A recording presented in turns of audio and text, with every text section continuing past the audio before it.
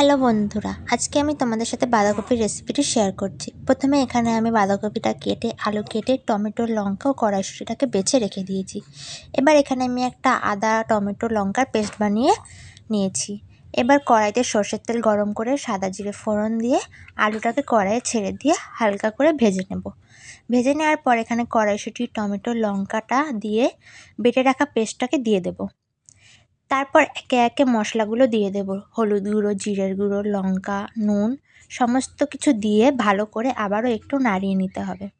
নাড়িয়ে নেওয়ার পরে বাঁধাকপিটাকে কড়াইয়ের মধ্যে দিয়ে দিতে হবে। কড়াইয়ের মধ্যে বাঁধাকপিটাকে দিয়ে ভালো করে ঢাকা দিয়ে নিতে হবে। ঢাকা দিয়ে কিছুক্ষণ রেখে ঢাকনাটাকে আমি সরিয়ে নেব।